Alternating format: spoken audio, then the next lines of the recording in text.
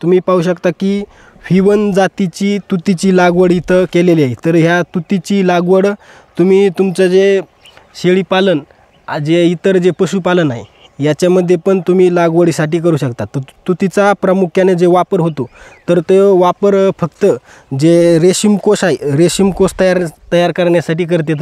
तर याचा इथं कोणत्याही प्रकारचं रेशीम कोश नाही, तर इथं शेळीपालन आणि जे इतर गाय म्हैस आहे तर त्याच्यामध्ये तुम्ही ह्या तुतीचा वापर करू शकता। तर तुती ही शेळ्यांना खाऊ घातल्याने जे शेळ्यांच्या जी अंगावरची जी चकाकी आहे तर चकाकी राहण्यासाठी जी मदत होते। जर ह्या तुतीमध्ये चांगल्या प्रमाणे जे प्रोटीन आहेत आणि प्रोटीनमुळे शेळ्यांच्या दुधामध्ये वाढ वजनामध्ये वाढ चांगल्या प्रकारे होते। तर इथं पाहू शकता की इथं V1 जातीच्या तुतीची लागवड केलेली आहे। तर नमस्कार मित्रांनो, फार्मर फ्रेंड म्हणजे शेती मित्र या यूट्यूब चॅनलवरती तुमचे सर्वांचे स्वागत आहे।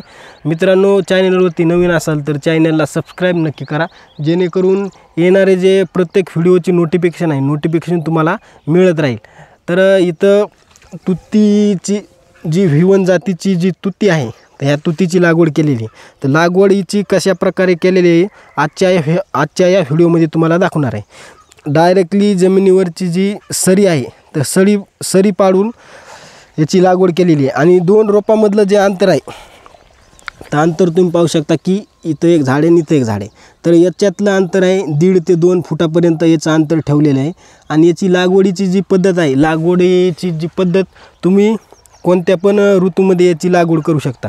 तर याचं जी लागवडीसाठी आहे जर याची जी ही काडी आहे तर ही काडी आपण जमिनीमध्ये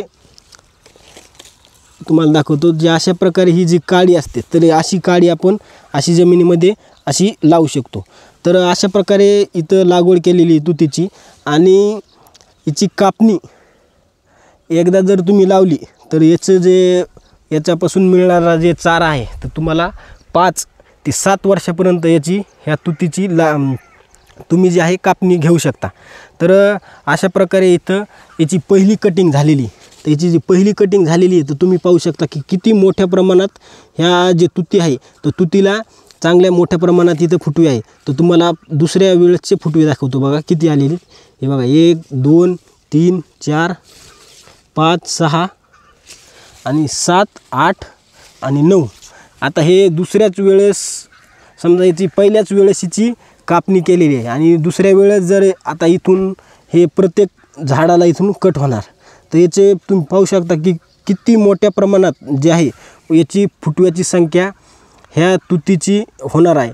आणि तुतीची लागवड तुम्ही एकदा जर केली तर तुम्हाला 5 ते 7 वर्ष हिला तुम्ही याच्या कापणे घेऊ शकता। जर तुम्ही खताचं चांगल्या प्रकारे याला शेणखत गांडूळ खत याचा जर चांगल्या प्रकारे वापर जर केला तर तुम्हाला याच्यापासून खूप मोठ्या प्रमाणात एकदम जास्त प्रमाणात असा याचा चारा आहे तर चारा मिळू शकतो। तर याची जी कापण्याची जी डायरेक्ट पद्धत आहे तर आपण कापून डायरेक्ट आपल्या गाईला शेळ्याला म्हशीला याच्यामध्ये वापर करू शकतो। तर याची जी पानं आहेत तर पानामध्ये चांगल्या प्रकारचे प्रोटीन असल्यामुळे आणि पानं जे आहे चोथायुक्त पानं आहेत तर हे शेळ्यांना एकदम चांगल्या प्रकारे आवडतात।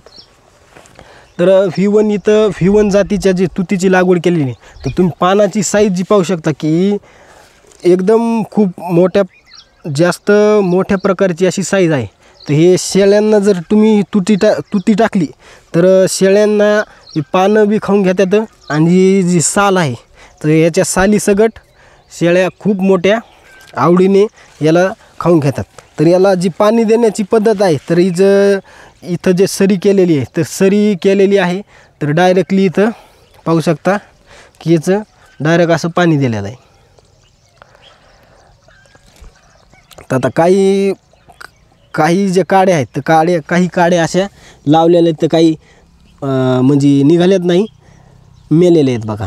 आणि इथं एकदम चांगल्या प्रकारे असं तुतीच्या चाऱ्याचं नियोजन केलेले। तुमच्याकडं गाई म्हशी आणि शेळ्या जे इतर कोणतंही पशुपालन असेल तर तुम्ही ह्या चाऱ्याची लागवड अवश्य नक्की करा। आणि याच्यामध्ये जे प्रोटीन आहेत तर याच्यामुळे तुम्हाला नक्की तुमच्या दुधामध्ये जे शेळी तुमचं जे पशुपालन आहे तर त्यांच्या दुधामध्ये तुम्हाला नक्की चांगल्या प्रमाणे तुम्हाला फरक वाटेल। तर मित्रांनो, व्हिडिओ कसा वाटला नक्की कमेंटमध्ये कळवा आणि चॅनलवरती नवीन असाल तर चॅनलला सबस्क्राईब नक्की करा। धन्यवाद।